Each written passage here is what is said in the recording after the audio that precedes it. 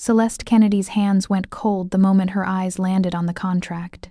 The crystal water glasses on her tray caught the amber light of the wall sconces, sending fractured gold across the polished mahogany table. She should set them down, bow her head, and disappear back through the kitchen doors where she belonged. In 3 months of serving in Kang-dae's private dining room, she'd mastered the art of being furniture, present but unseen, functional but forgettable. But that clause, Section 4, subsection B, her breath shortened. The words blurred and sharpened in her vision like a knife coming into focus. Eminent domain facilitation. She'd know that language anywhere. It was carved into her memory the way trauma carves itself into bone. Those same words had destroyed her father, stripped him of his property, his business, his will to live. No, this couldn't be happening again. Kang-dae's hand reached for the pen. His fingers, elegant and controlled, moved toward the signature line. The man beside him, an associate whose name she didn't know, smiled as if the deal was already done. Celeste's pulse hammered in her throat. Stay silent, serve the water, walk away. But her father's face flashed behind her eyes. The hollow look in his gaze during those final months. The way he'd whispered, "They hid it in the fine print, baby." By the time I understood, everything was gone. The pen touched paper. "Excuse me, sir." Her voice cut through the low murmur of conversation. "But this clause is a trap." The room went still. Kang-dae's hand stopped mid-stroke. His head turned slowly, dark eyes finding her across the table.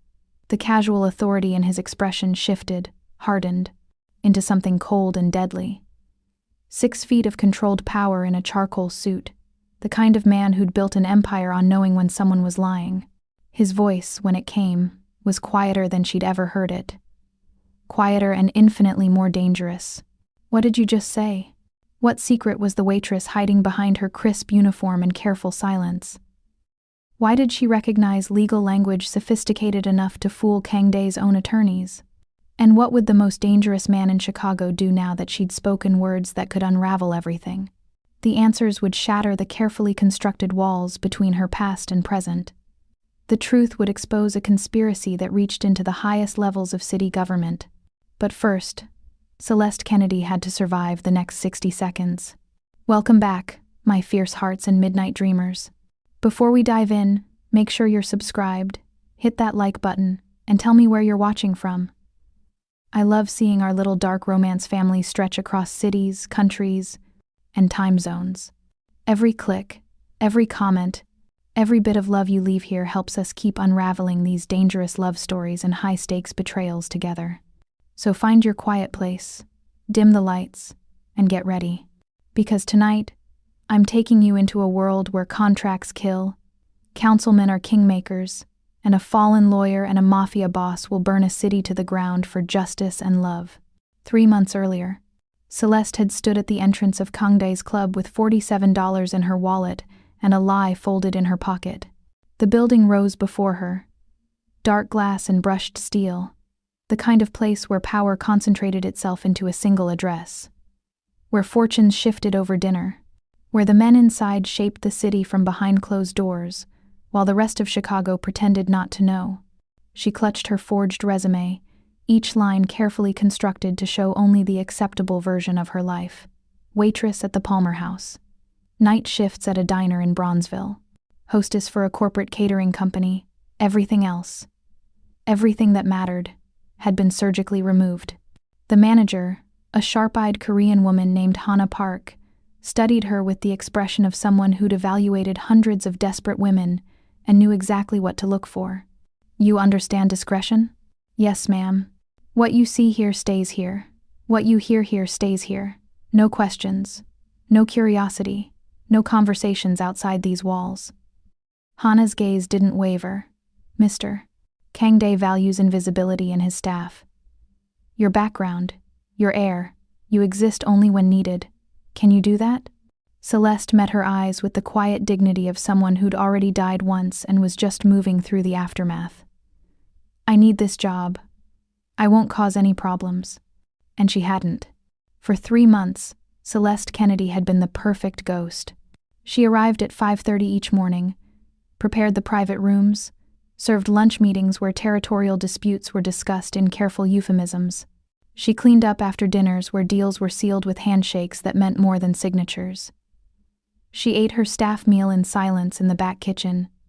She changed in the narrow staff room. She left through the service entrance at 4 o'clock, never lingering, never looking back. She never paused when Kang-dae held court in the main lounge, his presence commanding gravity itself, men twice his age deferring to him with barely concealed fear. She never reacted when conversations drifted through open doors. Discussions about property acquisitions that skirted legality, about city officials who owed favors, about competitors who'd made fatal errors in judgment. She'd built a wall between who she was and who she'd been. Between Celeste Kennedy, Waitress, and Celeste Kennedy, former real estate litigation specialist at Morrison & Webb Associates, one of Chicago's most aggressive firms, where she'd been brilliant before she'd been destroyed. The wall had felt solid, permanent, necessary for survival, but walls only hold until something strikes them hard enough. And Section 4, Subsection B, struck like a wrecking ball, because those words, that specific, carefully crafted legal language, were identical to the trap that had killed her father. Not metaphorically killed, actually killed. Slowly, legally, with documents instead of bullets. The clause that had stripped him of his commercial property, his life's work, his reason to keep breathing. She couldn't watch it happen again. Not even to save herself. Not even standing in front of Kang-dae, who could erase her from existence with a single phone call. The moment she spoke, his associate went quiet. The ambient conversation died. Kang-dae set down the pen with deliberate care and rose from his chair. He crossed the room in 3 measured steps. Unhurried, controlled, predatory. He stopped close enough that she could smell cedar and smoke, close enough that the heat radiating from his body made her skin prickle with awareness. You recognize something. Not a question. His voice had dropped to a lethal whisper that made her pulse spike. In my contract, explain. Now. Every survival instinct screamed at her to lie. To backtrack. To drop the tray and run for the exit and never look back. But another part of her. The part that had spent 2 years in hiding. The part that still woke up dreaming about her father's funeral. The part that was so tired of being invisible. Refused to break. Section 4, Subsection B, she said, forcing her voice steady even as her hands trembled on the tray. The eminent domain facilitation clause. It looks like standard protective language for municipal compliance. But it's not. She made herself meet his eyes, those black, unreadable eyes that had ordered terrible things without flinching. The trigger language is asymmetric. Maybe subject to versus shall be considered. The phrasing means the city can invoke eminent domain proceedings against your property after you purchase it, but you can't challenge the valuation methodology. They'll offer fair market value, but the appraisal method is specified in subsection C, and it's designed to fail. 40% reduction for community benefit offset. You buy this land for $20 million, invest another 10 in development, and they seize it for $12 million. You lose everything. They profit from every improvement you make. The silence that followed felt like drowning. Kang-dae stared at her. Not through her, not past her, but directly at her, as if truly seeing her for the first time. His jaw tightened. Something shifted behind his eyes, dangerous and curious and impossibly focused. Who are you? Each word fell like a stone into still water. Celeste's hands shook. The truth clawed at her throat, demanding release. Someone who's seen this exact clause before, she whispered. Someone whose father was destroyed by it. Someone who watched him die knowing he'd been cheated by legal language he trusted. She swallowed hard against the grief rising in her chest. My name is Celeste Kennedy. I was a real estate litigation specialist, and the man who designed this trap, Councilman Richard Stone, is the same man who killed my father. Kang-dae's expression didn't change, but the air between them shifted, thickened with possibility and danger. He gestured to one of his associates with a subtle movement of his hand. The man immediately rose and left the room, closing the door behind him with a soft click. Sit, Kang-dae commanded. Celeste didn't move. I should go, I shouldn't have said anything. Sit, not a request. Her legs obeyed before her mind could protest. She set down the tray and lowered herself into one of the leather chairs. The same chairs where she'd watched powerful men negotiate their futures, where fortunes had been won and lost over cigars and whiskey. Now she sat there in her crisp server's uniform, her hair pulled back in a practical bun, facing a man who could destroy the fragile life she'd rebuilt with a single word. Kang-dae moved around the table and pulled up a chair beside her. Not across from her in the position of authority, but close enough that she could see the sharp intelligence in his eyes. Close enough that she couldn't escape. "Read it," he said, pushing the contract toward her. "All of it. Tell me every trap you see." "Mr. Kang-dae, Kang-dae," he interrupted, his gaze never leaving her face. "And you're going to tell me your real name, your real story, and exactly why you know this language. But first, you're going to dissect every clause in this contract. Because if you're right about Section 4, and I believe you are, then there's a reason you recognized it, and I'm going to know what that reason is." Celeste's hands trembled as she pulled the document closer. But as her eyes scanned the first page, something shifted inside her. Her mind sharpened. The familiar rhythm of legal analysis kicked in. The skill that had once been her greatest asset before it became her curse. This was muscle memory. This was who she'd been before survival forced her to forget. "Section 2, the payment schedule," she began, her voice steadying as the professional persona she'd buried fought its way to the surface. "The language specifying installment basis conditional upon municipal approval creates a termination trigger. If approval is delayed beyond 90 days, which Section 4 guarantees it will be, the seller can void the contract and keep your deposit. You lose $2 million before you ever own the land." She looked up and found Kang-dae watching her with an intensity that made her breath catch. "Keep going," he said softly. And for the first time in 2 years, Celeste Kennedy stopped hiding who she was. The associates filed out like shadows dissolving at dawn, leaving only the weight of revelation hanging in the air. Celeste remained frozen in the leather chair, her server's uniform suddenly feeling like a costume she'd outgrown mid-performance. Kang-dae moved with the precision of a predator reassessing its prey. He pulled his chair closer, close enough that the heat radiating from his body made her skin prickle with awareness. Close enough that she could count the exact moment his cologne, cedar and something darker, more dangerous, invaded her senses and made thinking difficult. "Start from the beginning," he commanded, his voice dropping to that lethal whisper that seemed to bypass her ears and sink directly into her chest. "Every word, every clause, every trap you see." Her hands trembled as she pulled the contract closer, but the moment her eyes focused on the legal language, something shifted. The scared waitress receded. The litigator she'd buried clawed her way back to the surface, sharp and hungry. "Section 2, she began, her voice steadying with each word. "The payment schedule. Installment basis conditional upon municipal approval. Creates a termination trigger disguised as standard procedure. If approval delays beyond 90 days, which Section 4's eminent domain clause guarantees it will, the seller voids the contract and keeps your deposit. $2 million gone before you ever own the land." She felt his gaze on her face like a physical touch, intense and unblinking. "Section 7, the development timeline. Substantial completion within 18 months or forfeit improvement costs. But Section 4's language ensures permit delays that make that timeline impossible. You build, you improve, you lose everything you've invested when they seize it for pennies on the dollar. How do you know this pattern?" His question cut through her analysis like a blade through silk. Celeste's throat tightened. The memory rose like bile. Her father's hollow eyes, the hospital room that smelled of antiseptic and death, the way he'd whispered her name one final time before the monitors went flat. "Because I watched my father die from it." The words scraped out raw and bleeding.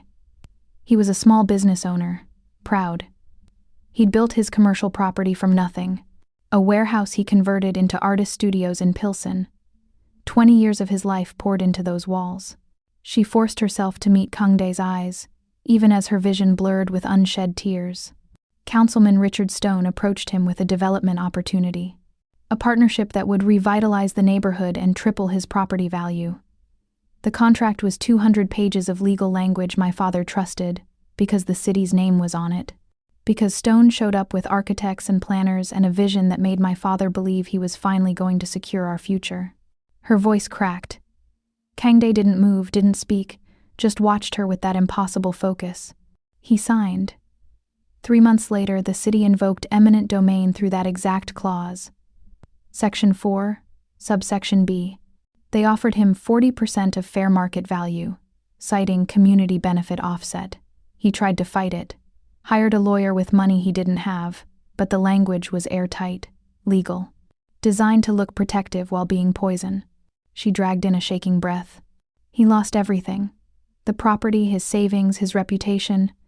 His heart gave out 6 months later in a county hospital because we couldn't afford the private care he needed. The doctors said it was a massive coronary. I knew better. They'd killed him with documents instead of bullets. The silence that followed felt like drowning in deep water.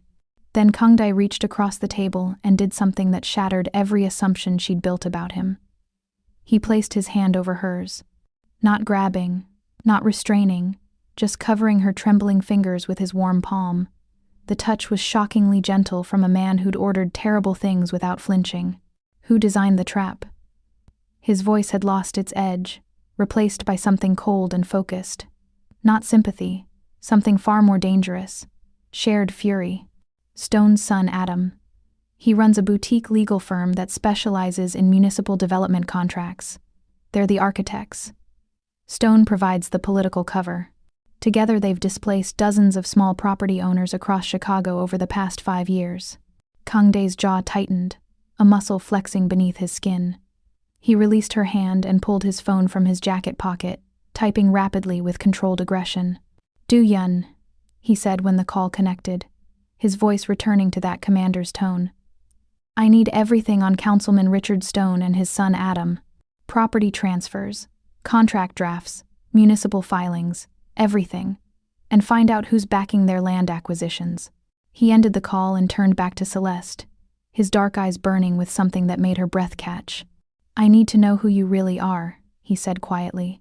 Your real name, your real credentials, everything you've been hiding. Celeste's pulse hammered.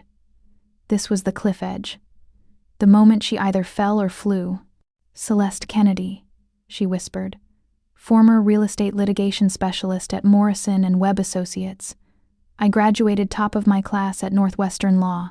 I specialized in complex property disputes and municipal code violations. I was good, very good. Until my father's case destroyed everything. The firm partnered with Stone's developers on several projects. When I tried to use internal resources to investigate my father's case, they terminated me for conflict of interest and threatened to report me to the bar for misuse of client resources. She laughed bitterly. They blacklisted me.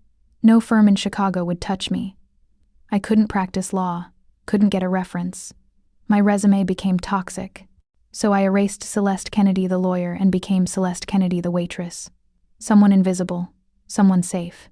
Kang-dae stood abruptly, the motion controlled but charged with barely restrained energy. He paced to the window overlooking the city. His city. And stood with his hands clasped behind his back. You saved me tonight, he said without turning around. Not just from a bad deal. From destruction. That contract would have buried me the same way it buried your father. Do you understand what that means? Celeste shook her head, even though he couldn't see her. He turned then, and the look on his face stole the air from her lungs. It wasn't gratitude. It was something far more dangerous. Recognition. The acknowledgement of an equal. It means I owe you everything, he said softly. And it means you're going to help me destroy the men who killed your father. Before she could respond, the door opened and a tall, lean man with sharp features entered, carrying a tablet. His eyes swept over Celeste with cool assessment before settling on Kang-dae. Boss, verified. Do-yun's voice was clipped, efficient. The firm that drafted your contract is Stone & Associates LLC. Owned and operated by Adam Stone. Municipal contracts are their specialty. And there's more. The silent partner funding their acquisitions is Tae-suk. The temperature in the room dropped 10 degrees. Tae-suk, Even Celeste knew that name, Kang-dae's rival, the man who'd been trying to muscle into his territory for years. Kang-dae's face transformed into something terrifying and beautiful, cold fury barely contained beneath perfect control. When he looked at Celeste again, his eyes burned with dark promise. "They made this personal," he said quietly. "Now we make them pay." The rain started as Kang-dae's car wound through Chicago's late-night streets, drops streaking the tinted windows like tears the city was too hard to shed. Celeste sat in the back seat, acutely aware of Kang-dae's presence beside her, close enough that every breath drew in his scent, close enough that the heat between them felt like its own living thing. Do-Yun drove in focused silence while another guard occupied the passenger seat. The weight of what she'd confessed, what she'd agreed to, settled over Celeste like a second skin. "Where are we going?" Her voice sounded foreign even to herself. Steadier than expected, touched with something that might have been anticipation rather than fear. "Somewhere safe," Kang-dae replied. "Somewhere Stone's people won't find you. You broke your cover tonight.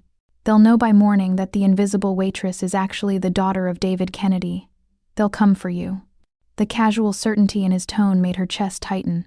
The car pulled into an underground garage beneath a building that screamed wealth and power, dark glass and steel reaching toward the storm-heavy sky.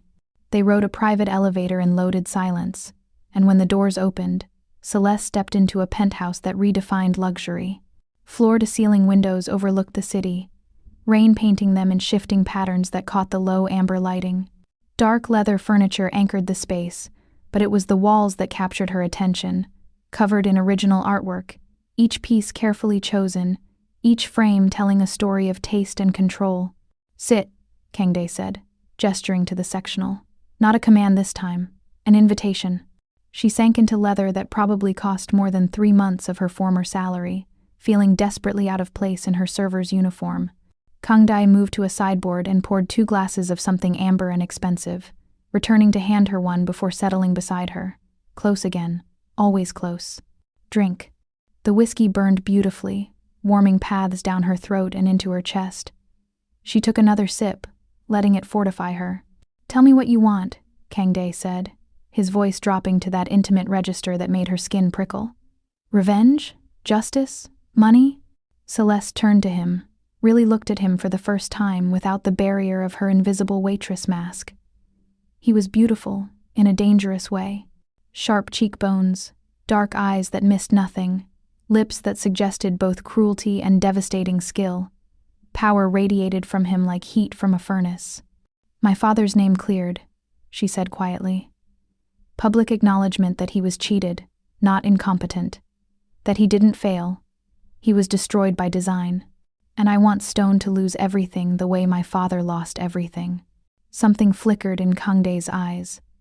Respect mixed with dark satisfaction. "Then we're aligned," he said. "But you need to understand something. Stone has immunity. Municipal shield laws protect councilmen from most civil prosecution. Taking him down requires more than evidence. It requires strategy, resources, and willingness to operate in spaces where the law is a suggestion rather than a boundary." He leaned closer, and Celeste's breath caught. "It requires me," he finished softly. "My resources, my connections, my methods. Are you prepared for what that means?" "I watched my father die while Stone walked free," Celeste said, her voice steady despite the way her pulse hammered. "I'm prepared for whatever it takes." Kang-dae's lips curved into something that wasn't quite a smile. Something darker and more honest. Do-Yun will be assigned to you as your security chief and resource coordinator. Whatever you need, documents, access, legal research, physical protection, he provides. You'll have unlimited access to my legal team, my investigators, and my network. Your only job is to find the angle that destroys Stone legally, while I handle everything else. My license was never revoked, only dormant. Your legal team helped reactivate it this morning. He reached out and tucked a strand of hair that had escaped her bun behind her ear, the gesture shockingly intimate. His fingers lingered against her cheek for half a heartbeat. "But you're not just getting my resources, Celeste. You're getting my protection. Anyone who comes for you comes through me first. Understand?" The intensity in his gaze made her mouth go dry. This wasn't just a business arrangement. This was something else. Something that felt like possession wrapped in silk and danger. Why?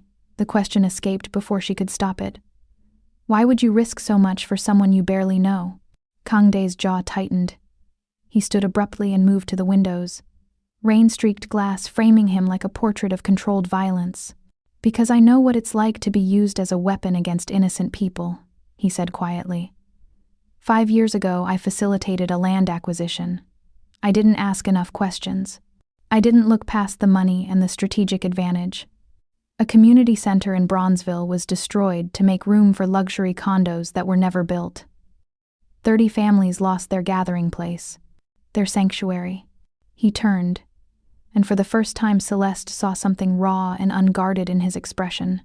I can't undo what I did, but the community center I was trying to build, the one Stone tried to steal with that contract. That's my penance. My attempt to build something that gives back instead of taking. Your father wasn't a criminal, Celeste.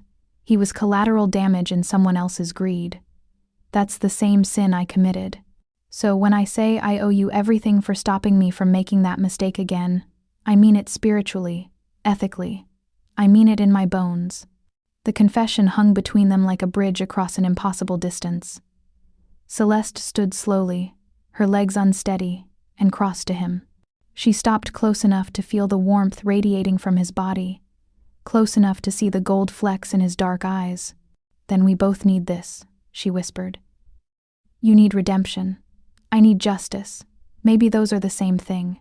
Kang-dae's hand came up, his fingers grazing her jaw with shocking gentleness. The touch sent electricity racing down her spine. Maybe they are, he agreed softly. The moment stretched, heavy with possibility and danger. Then Do-yeon's voice cut through from the elevator entrance. Boss, the security team swept Miss Kennedy's apartment. It's clean, but we found this. He held out a worn leather binder, corners bent from years of handling. Celeste's breath stopped. My father's evidence binder, she gasped. I thought it was lost when I had to move. She took it with trembling hands, the familiar weight of it both comforting and agonizing. Her father had meticulously documented everything. Contracts, correspondence, photographs of the property in various stages of development, appraisal documents that showed the manipulation. Kang-dae moved beside her, looking over her shoulder as she opened it. His breath stirred the loose strands of her hair. This is ammunition, he said quietly. This proves intent, pattern, premeditation. It's everything, Celeste whispered. But it wasn't enough before. Before you didn't have me, Kang-dae said, his voice dark with promise. Before, you were alone. Now you have an army.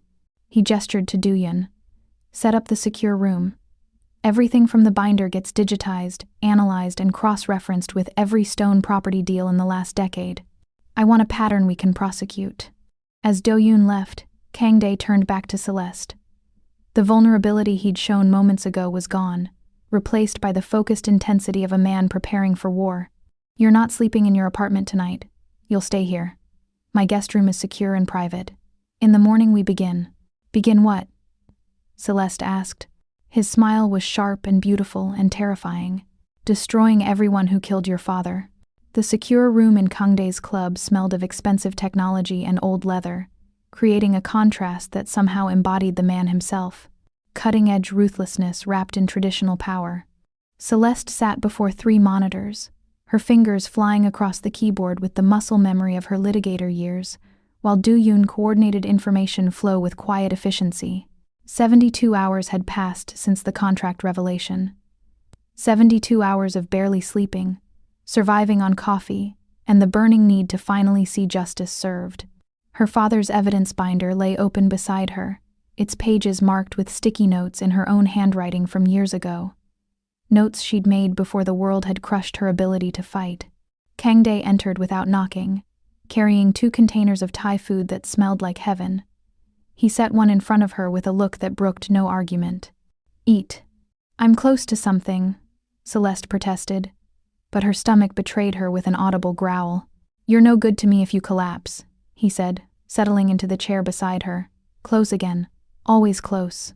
Their thighs touched, and even through her jeans and his suit pants, the contact burned. Eat while you explain what you've found. She picked up the chopsticks, grateful for something to do with her hands besides obsess over the spreadsheet of property transfers dominating the center monitor. Stone and his son have facilitated 23 property seizures in the last 6 years, using variations of the same eminent domain clause. Every single one followed the same pattern.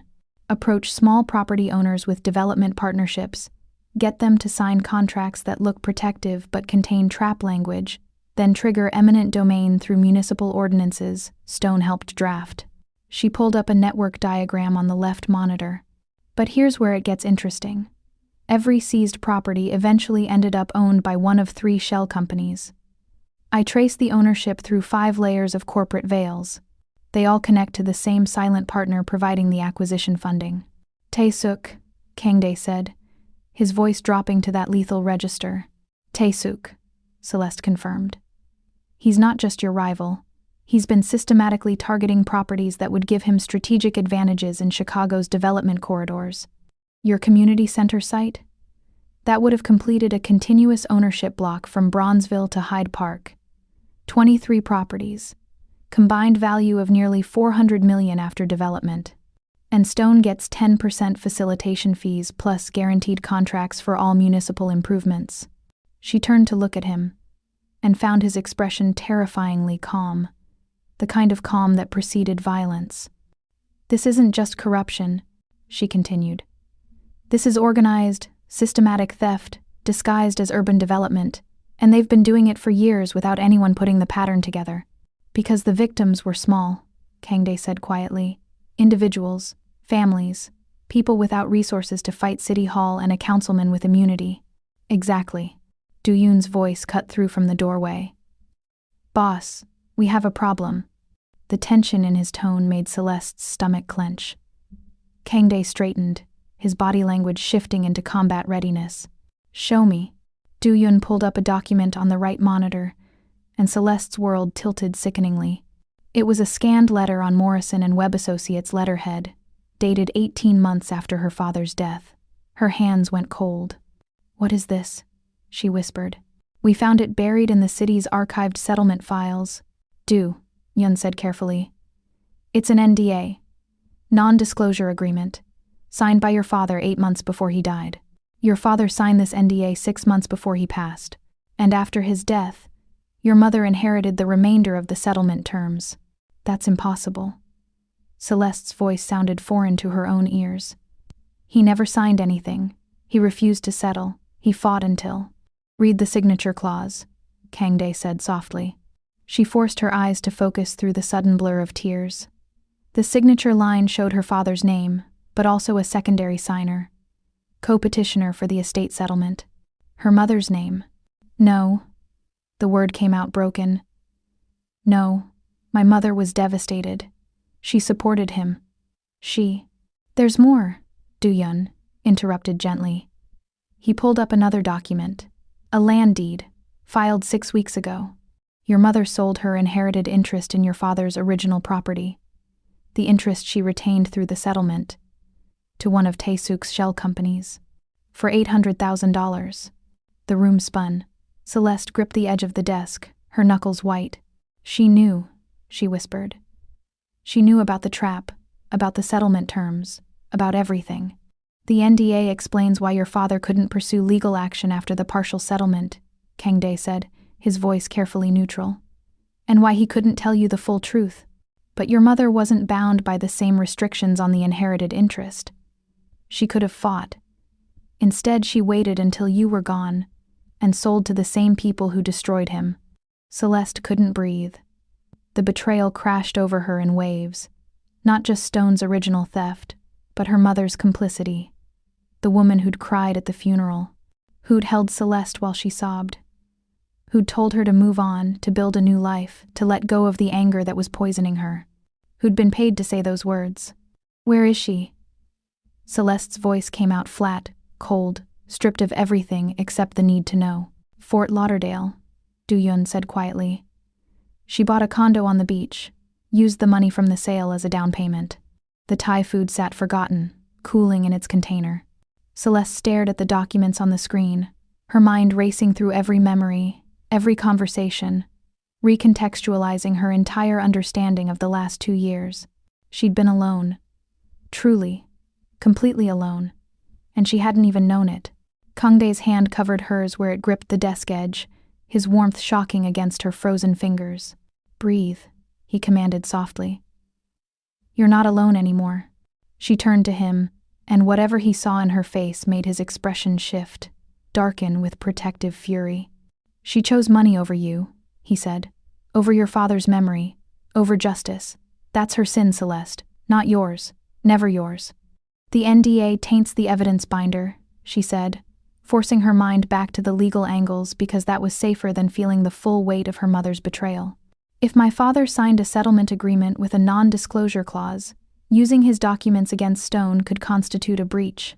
Stone's lawyers will argue that any evidence from the binder is inadmissible because it violates the settlement terms." "Then we don't use the binder directly," Kang-dae said. "We use it as a map. Every document in there points us toward public records that aren't covered by the NDA. Property filings, municipal permits, city council meeting minutes. We reconstruct the evidence through independent channels." "That will take time," Daeun said. "Then we take the time," Kang-dae replied. His hand tightened on Celeste's. "But we do it right. We do it in a way that can't be challenged or dismissed. We build a case so airtight that Stone's immunity won't save him." Celeste forced herself to nod, to focus on the path forward rather than the devastation behind. But inside, something fundamental had cracked. The last thread connecting her to the life she'd known before had been severed. Not by time or distance, but by the bitter reality that her mother had chosen survival over honor. She was truly alone now, except for the dangerous man beside her, whose hand on hers felt like the only solid thing in a world that had proven itself entirely hollow. "I want to see everything," she said, her voice hardening. "Every property transfer, every shell company, every piece of the network. I want to understand exactly how deep this goes, and exactly how many people need to fall." Kang-dae's lips curved into something dark and approving. "Now you're thinking like someone who wants to win," he said softly. "Not just someone who wants justice, someone who wants blood." And maybe he was right. Maybe justice and blood were the same thing when the crime was this deep, this personal, this unforgivable. The next 72 hours blurred into an exhausting choreography of legal research, strategic planning, and the growing awareness that Celeste Kennedy was becoming someone entirely new. Not the broken daughter, not the invisible waitress. Something sharper, more dangerous. Kang-dae's private study had become her war room. 3 walls of floor-to-ceiling windows overlooked Chicago's glittering skyline, a city that had nearly destroyed her, that she was now preparing to hold accountable. The 4th wall was pure function. Whiteboards covered in flowcharts mapping Stone's network, bankers' boxes full of public records, and her father's evidence binder displayed in a frame like the sacred relic it had become. She stood before the whiteboard at 2 a.m, adding another connection line, when Kang-dae entered carrying 2 glasses of whiskey. He'd shed his jacket hours ago, his white shirt rolled to the elbows, exposing forearms corded with lean muscle. The sight did something to her pulse that had nothing to do with fear. "You need sleep," he said, handing her the glass. "I need answers." But she accepted the whiskey, letting the burn ground her scattered thoughts. "The immunity clause is the problem. We can prove intent, pattern, conspiracy, all of it. But Stone's protected by limited municipal immunity. Civil suits bounce off him. Criminal charges require extraordinary circumstances and prosecutorial will we don't have." "Then we create extraordinary circumstances," Kang-dae said, moving to stand beside her at the whiteboard. His shoulder brushed hers, and she fought the urge to lean into his warmth. "How?" "By making it impossible for the city to ignore him. By building public pressure so intense that protecting Stone becomes politically toxic." His finger traced one of the connection lines. "But you're focused on the wrong angle." "What do you mean?" "You're thinking like a litigator. Sue him, prosecute him, win in court." Kang-dae turned to her, his dark eyes intense. "But Stone's power comes from being politically untouchable. We don't beat him in court first. We beat him in public perception. Once he's exposed, once the voters turn on him, the immunity becomes meaningless, because he'll have no political capital left to hide behind. Celeste's mind raced, refocusing. A media campaign, leaked documents, testimony from victims. Exactly. We flood the zone, every major outlet, every social media platform. We make Stone's name synonymous with corruption. He smiled, and it was beautiful and vicious. Then we let the city council turn on him to save themselves. Politicians are simple creatures. They follow power and public opinion. When Stone becomes a liability, they'll throw him to the wolves themselves. But the NDA doesn't cover your testimony about what you witnessed, Kang-dae interrupted. Doesn't cover other victims who weren't part of the settlement. Doesn't cover public records we independently verified. His hand came up to cup her jaw, tilting her face toward his. You're not bound by your father's NDA, Celeste. You can speak. And when you do, the world will listen. The touch sent heat cascading through her body. They'd been circling this attraction for days. The accidental brushes, the loaded silences, the way his proximity made her skin electric. Now, in the low light of his study, with the city spread out below them like a game board they were preparing to overturn, the tension finally crystallized into something undeniable. What if I'm not enough? The vulnerability in her voice surprised her. What if I break and can't finish this? Kang-dae's thumb traced her lower lip, the gesture both tender and possessive. You've already survived the worst thing that could happen to you, he said softly. Your father's death, your mother's betrayal, your life being stolen. You're still standing, still fighting. You're not going to break now. Not when we're this close. How can you be so sure? His other hand came up to cradle her face, and Celeste's breath stopped. Because I see you, Celeste Kennedy. Not the waitress, not the daughter. You. The woman who risked everything to stop me from making a mistake. The lawyer who dissected a trap in 60 seconds that my team missed. The fighter who won't quit, even when the world has given her every reason to surrender. His forehead touched hers, and his breath was warm against her lips. I'm sure because I know what it looks like when someone refuses to be destroyed. I'm looking at her right now. The kiss was inevitable. Celeste closed the distance, her lips meeting his in a collision of need and hunger that had been building since that first moment in the dining room. Kang-dae responded instantly, his hands sliding into her hair, angling her head to deepen the kiss. He tasted like whiskey and dark promises, and Celeste surrendered to it completely. This was danger she chose. Desire that felt like falling and flying at once. His hands on her body were both possessive and reverent, mapping her curves through her clothes as if committing her to memory. When they finally broke apart, both breathing hard, his eyes were black with want. We should stop, he said, but his hands hadn't released her waist. Should we? Her voice came out husky, challenging. You're vulnerable. I'm your protector. This crosses lines. I'm not vulnerable, Celeste said fiercely. I'm choosing you. I'm choosing this. Don't take that choice away from me because you think I can't handle the consequences. Something shifted in his expression, respect mixing with barely restrained hunger. If we do this, he said carefully, there's no going back. I don't share, Celeste. I don't do casual. You become mine, and I become yours, and we finish this war together or not at all. Good, she whispered. I don't want casual. I don't want safe. I want whatever this is. This dangerous, impossible thing between us. Kang-dae's control finally snapped. He kissed her again, harder this time, walking her backward until her spine hit the wall beside the whiteboard. His body pressed against hers, all controlled power and devastating intent. His hand slid under her shirt, warm against her skin, and Celeste gasped into his mouth. Tell me to stop, he demanded against her lips. No. His smile was dark victory. Then hold on to me. Because once I start, I won't stop until you're completely undone. Do-yun's sharp knock shattered the moment like glass. Boss, we have a critical development. Kang-dae cursed viciously in Korean, his forehead dropping to Celeste's shoulder as he fought for control. After a long moment, he stepped back, his hand steadying her, even as he put necessary distance between their bodies. This isn't over, he promised, his voice rough. I know, Celeste managed, her entire body still trembling. He straightened his shirt and opened the door. his mask of controlled authority sliding back into place so perfectly it would have been frightening if she didn't know what lay beneath it now. Do-yoon entered with his tablet, his expression carefully neutral despite absolutely having heard everything. "Boss, Celeste, we found the final piece." He pulled up a document that made Celeste's blood run cold. "What am I looking at?" Kang-dae demanded. "The original land transfer paperwork for your community center site," Do-yoon said.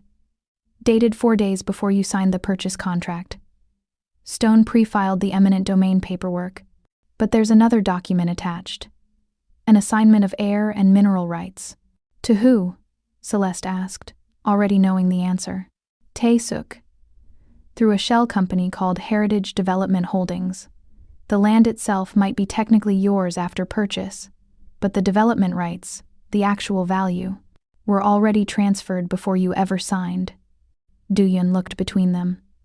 "The land you were buying was already worthless. This wasn't just a trap. It was a complete theft disguised as a legitimate sale." Celeste's mind raced through the implications. They never intended for Kang-dae to develop anything. They were selling him a shell. Property without rights.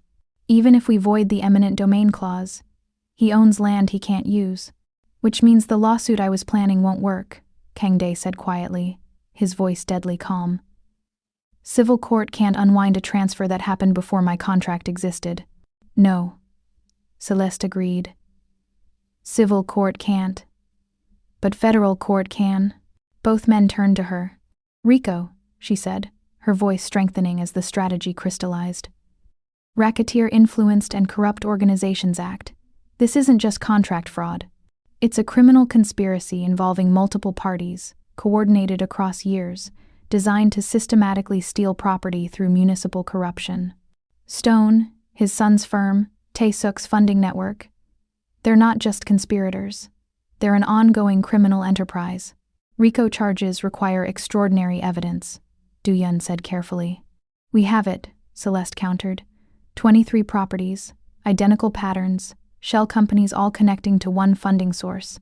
A councilman using his political position to facilitate theft. And now we have proof they pre-filed the seizure paperwork, showing premeditation and criminal intent. Kang-dae's smile was sharp and terrible. "RICO bypasses Stone's immunity," he said. "Federal charges don't care about municipal protections." "Exactly.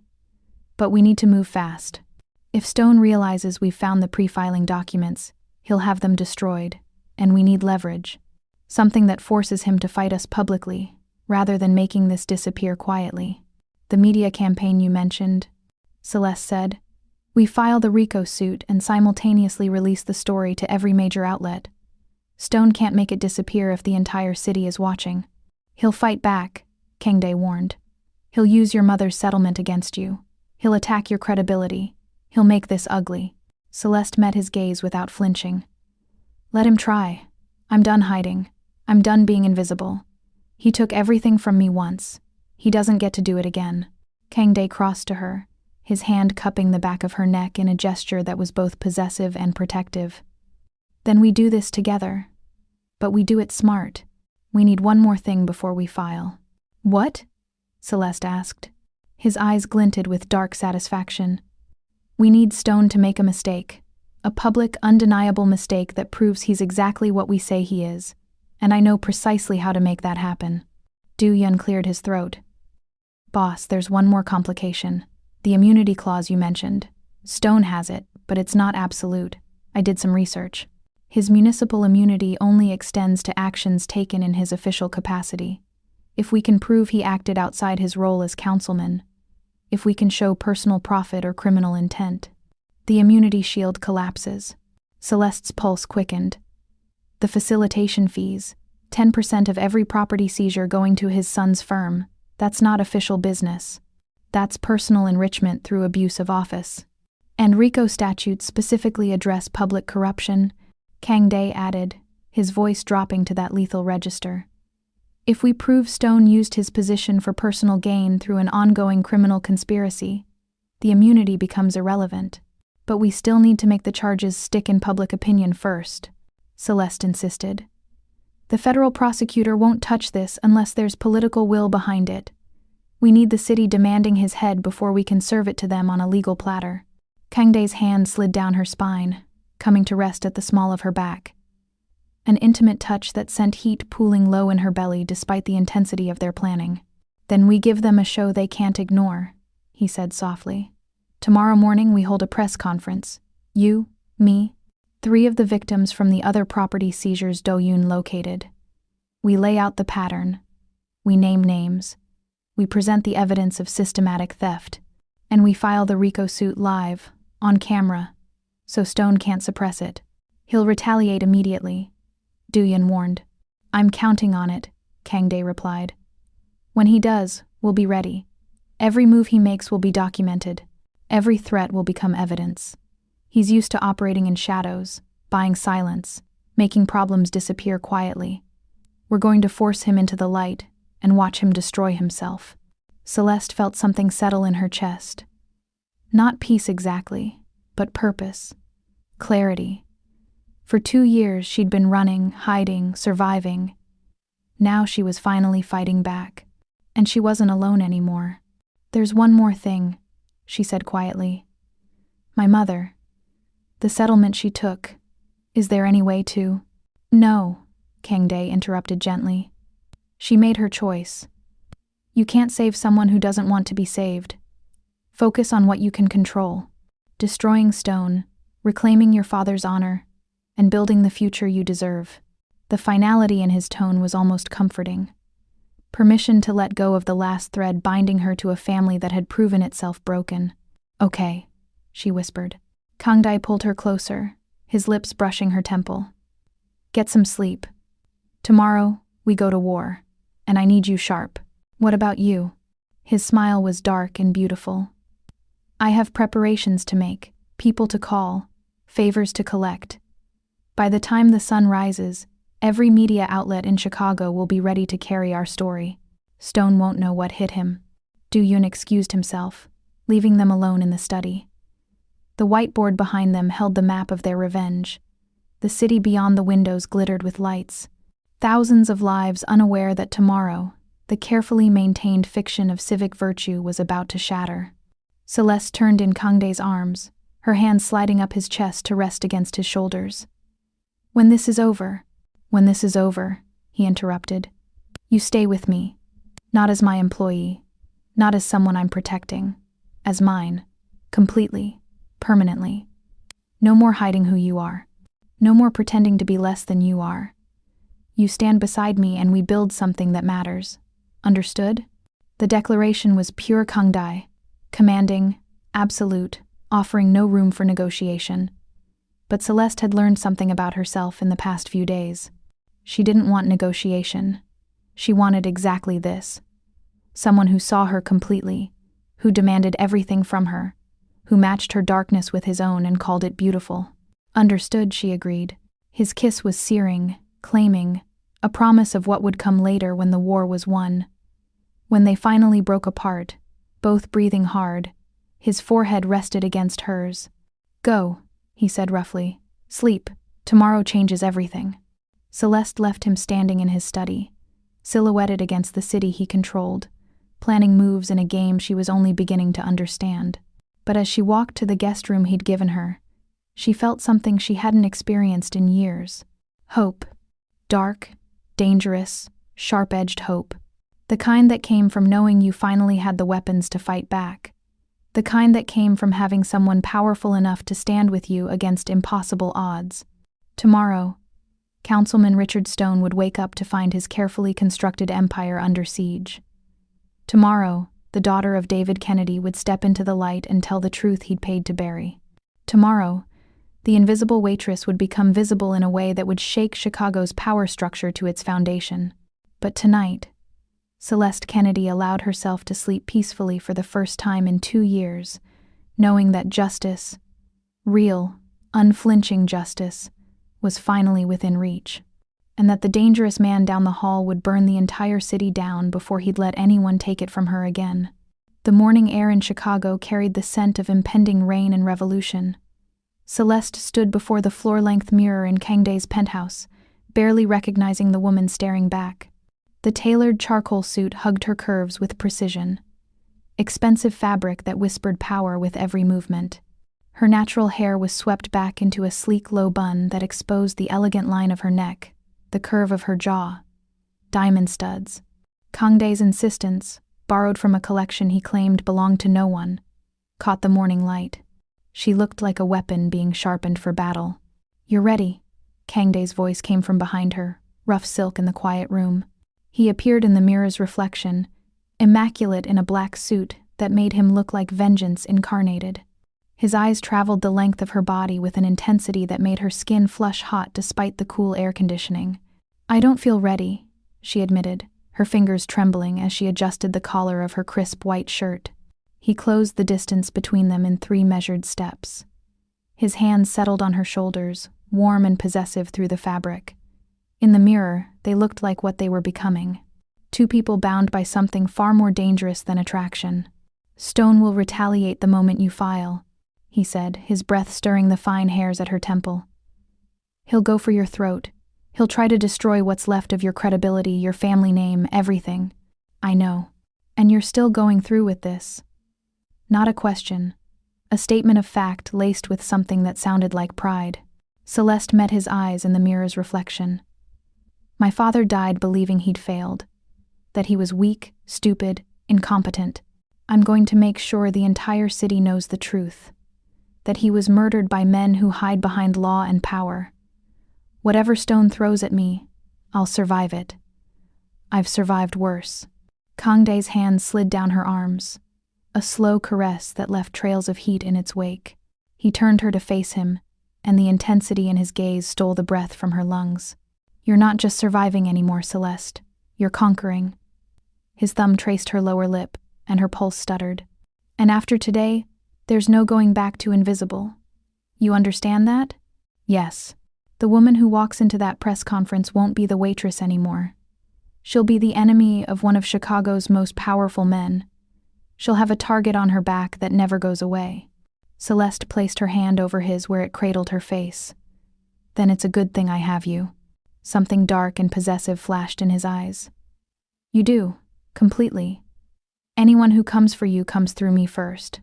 But I need to know you're prepared for what that means. The violence, the ugliness, the reality that some battles are won with blood instead of words." She thought of her father's hollow eyes in that hospital bed. The way her mother had sold his memory for beachfront property. The 2 years she'd spent erased, invisible, half alive. "I'm prepared," she said, her voice steady and cold. "Let's burn it all down." His smile was beautiful and terrible. Then he kissed her. Hard, claiming, a brand that seared through every defense she'd ever built. When they broke apart, both breathing hard. His forehead rested against hers. "Go show them who you really are." The law office conference room blazed with camera lights and the hungry energy of journalists who sensed blood in the water. Celeste stood at the podium, flanked by 3 other victims Do-yoon had located. Middle-aged men and women who'd lost everything to Stone's carefully crafted traps. Behind them, projected on a massive screen, was the network diagram she and Kang-dae had built. 23 properties, millions in stolen value, all connecting to Stone and Tae-suk. Kang-dae stood at the back of the room, a shadow in expensive tailoring, his presence a silent promise of protection and power. Celeste's hands gripped the edges of the podium. The microphone weighted like a loaded gun. "My name is Celeste Kennedy," she began, her voice carrying clear and strong over the crowd. 3 years ago, my father, David Kennedy, lost his commercial property in Pilsen to what he believed was a legitimate municipal development project. He died 6 months later, broken by the loss and the belief that he'd failed his family through his own incompetence. She paused, letting the weight of those words settle. He didn't fail. He was murdered. Not with a weapon, but with documents designed to look protective while being poison. The same man who killed my father tried to do it again last week, to another property owner, using the exact same legal trap, the exact same predatory language. The room erupted with questions. Celeste raised her hand, and the authority in the gesture silenced them. "Today, we are filing a federal RICO lawsuit against Councilman Richard Stone, his son Adam Stone, and their network of shell companies. The evidence shows a coordinated criminal conspiracy spanning 6 years, involving systematic theft of property through abuse of municipal power. 23 families, 400 million in stolen property value. One councilman who used his immunity like a shield while he destroyed lives for profit. She nodded to Du-yun, who distributed folders to every journalist present.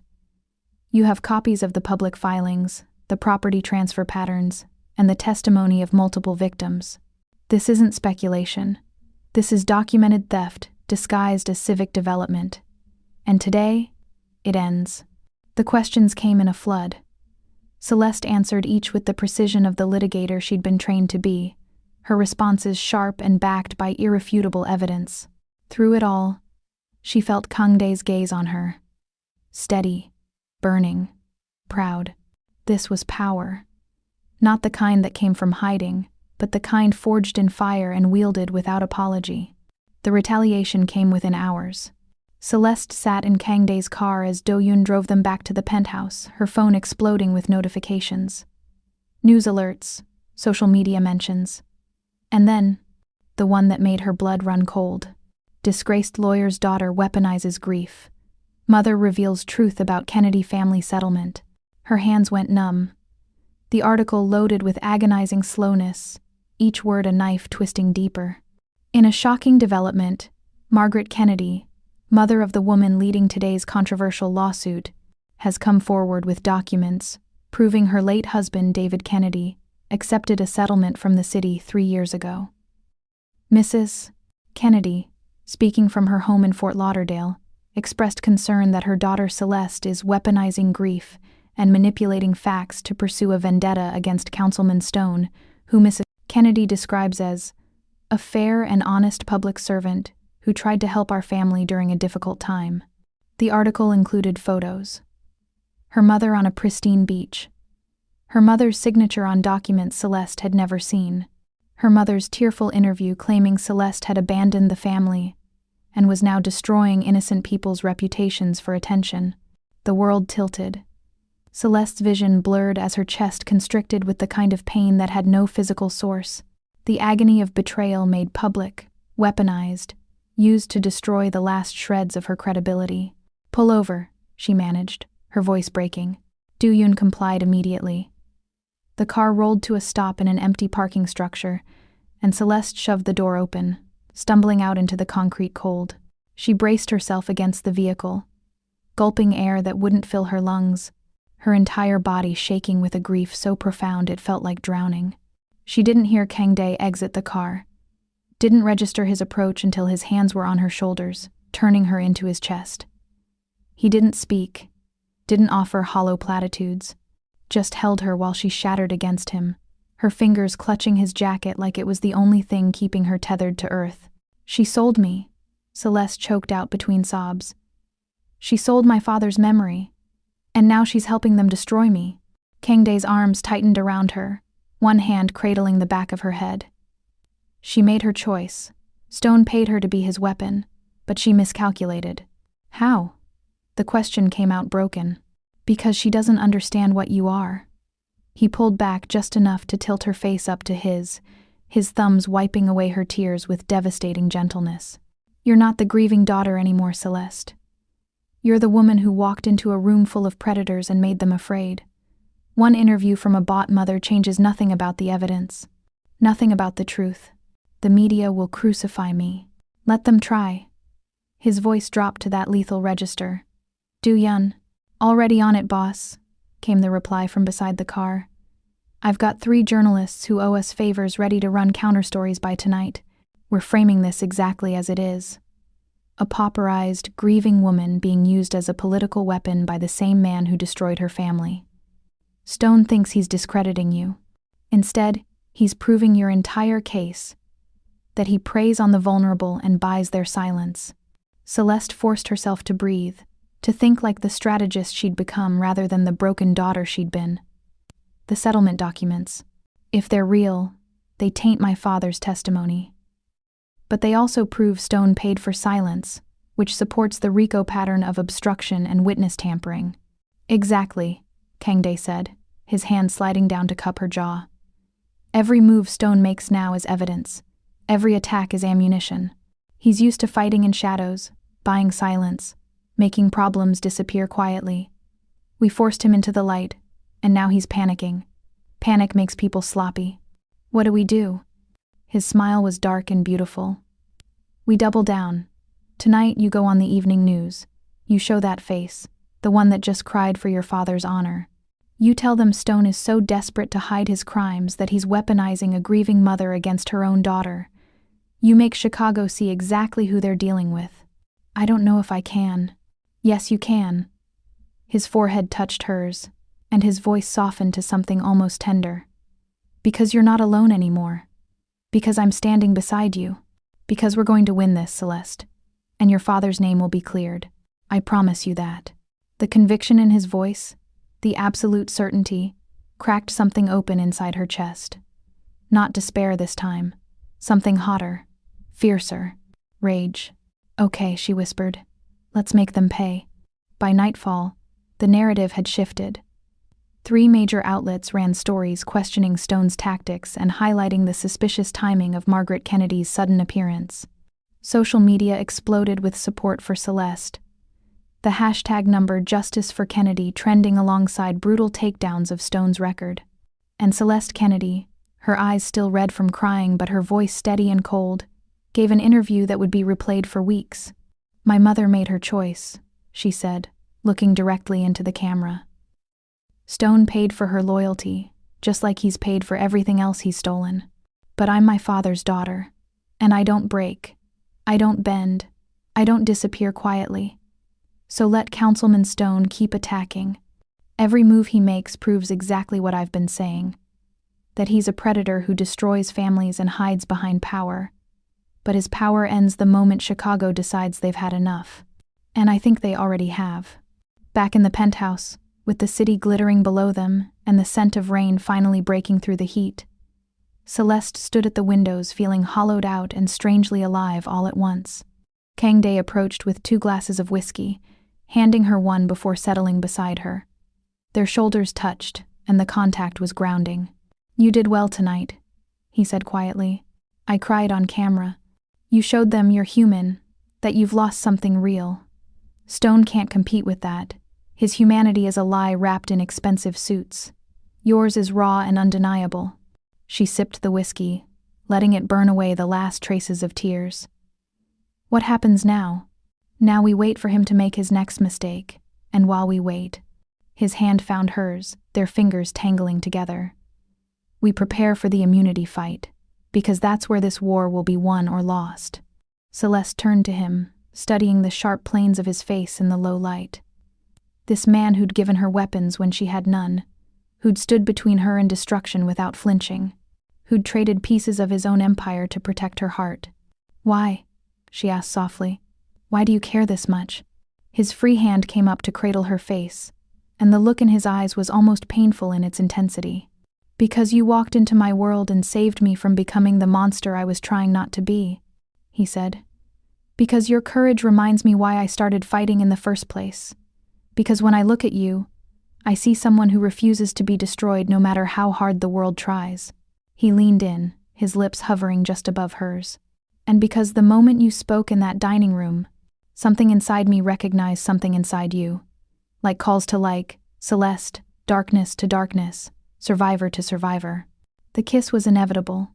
Celeste closed the distance, pouring every ounce of her gratitude, her rage, her devastating need into the press of her mouth against his. Kang-dae responded with controlled hunger, his hands sliding into her hair, angling her head to deepen the kiss until she was drowning in the taste of him. Whiskey and smoke and promises kept. When they finally broke apart, both breathing hard, his forehead rested against hers. After we destroy Stone, he said roughly, I'm keeping you. Permanently. Completely. No more hiding, no more half measures. You become mine, and I become yours, and we build something that matters. Agreed? Celeste's answer was another kiss, fierce and claiming, a yes written in the language they both understood best, absolute, uncompromising commitment forged in fire. Outside, the rain finally came, washing Chicago clean while inside. Two people who'd been broken by the city's cruelty began planning how to remake it in their own image. The courthouse smelled of old wood polish and tension. Celeste sat at the plaintiff's table in another borrowed suit, this one midnight blue that made her skin glow against the stark white of her blouse. Her hands rested calmly on the table's surface, but beneath the veneer of composure, her heart hammered against her ribs. Stone's legal team filled the defense table. 6 attorneys in matching power suits, their collective presence designed to intimidate. But it was Stone himself who commanded attention. Silver-haired, distinguished, wearing his councilman authority like armor, he exuded the confidence of a man who'd never faced consequences for his actions. Their eyes met across the courtroom. Stone's smile was cold and dismissive, the look of a predator who'd already won. Celeste smiled back. Let him underestimate her. Judge Patricia Morrison entered, and the courtroom rose. Morrison was known for her sharp mind and zero tolerance for legal theatrics. Exactly the judge they needed. "We're here on a motion to dismiss based on limited municipal immunity," Morrison said, settling into her chair with the weariness of someone who'd seen every trick in the book. "Counselor Stone, you may proceed." Adam Stone, younger, sharper, his father's cruelty refined into Harvard polish, rose smoothly. "Your Honor, Councilman Stone's actions as outlined in the complaint were taken entirely within his official capacity as a city council member. Limited municipal immunity shields elected officials from civil liability for discretionary acts performed in good faith. The plaintiff's RICO allegations, while sensational, don't overcome that immunity. We move for immediate dismissal." The argument was clean, practiced, designed to shut down the case before it could breathe. Judge Morrison turned to Celeste. "Miss Kennedy?" Celeste stood, and the courtroom seemed to hold its breath. She moved to the podium with the controlled grace of a woman who'd spent 3 years being invisible and had finally decided to be seen. "Your Honor, the defense is correct that limited immunity exists. But it's not absolute. Immunity shields officials from liability for discretionary governmental functions performed in good faith. The key phrase is 'in good faith.'" She pulled up a document on the courtroom's display screen. The pre-filed eminent domain paperwork Do-Yun had uncovered. 4 days before my client was scheduled to sign the purchase contract, Councilman Stone filed eminent domain paperwork for that exact property, not after the sale, before.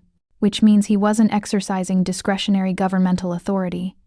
He was orchestrating a criminal conspiracy to defraud. Adam Stone shot to his feet. "Objection. This is pure speculation." "It's dated evidence from the city's own files." Celeste cut in smoothly. "Your Honor, immunity doesn't apply when the official acts with malice or outside the scope of their authority. Pre-filing a seizure for property not yet owned isn't governance. It's theft with premeditation. That's criminal conduct, and it destroys any immunity claim." Morrison leaned forward, studying the document. "Counselor Stone, how do you explain this filing date?" Adam Stone's composure cracked for just a moment, a flicker of panic before the mask reassembled. "The filing was precautionary.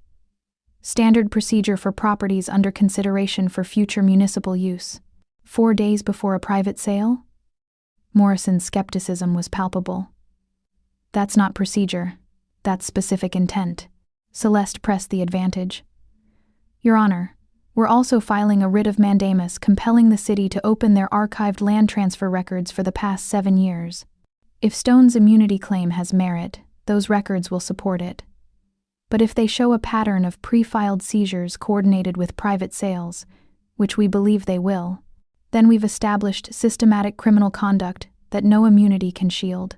The courtroom erupted. Stone's team shouted objections while reporters in the gallery frantically typed. But Morrison's gavel came down with finality. "Motion to dismiss is denied. Miss Kennedy's writ of mandamus is granted. The city archives will be opened under court supervision within 48 hours. She fixed Stone with a withering look. "Counselor, if those archives contain what Miss Kennedy suggests, you and your client will have far bigger problems than a civil suit. This court is adjourned." Celeste barely made it to the courthouse steps before Kang-dae's hand caught her elbow, spinning her into the shelter of a marble column away from the cameras. His eyes blazed with something fierce and proud. "You eviscerated him," he said, his voice rough with barely restrained emotion. "The archives are the key," Celeste replied, though her hands were shaking now that the adrenaline was fading. "If Stone realizes what's in there before we can secure it, he already knows." Kang-dae's jaw tightened. "Which means he's going to try to destroy the evidence before the court can catalog it. We have a 48-hour window. What do we do?" His smile was dangerous. "We don't wait for the court. We go tonight." Chicago City Hall after midnight was a cathedral of shadows and secrets. The building loomed against the night sky, its windows dark except for the scattered lights of cleaning crews and late-working bureaucrats.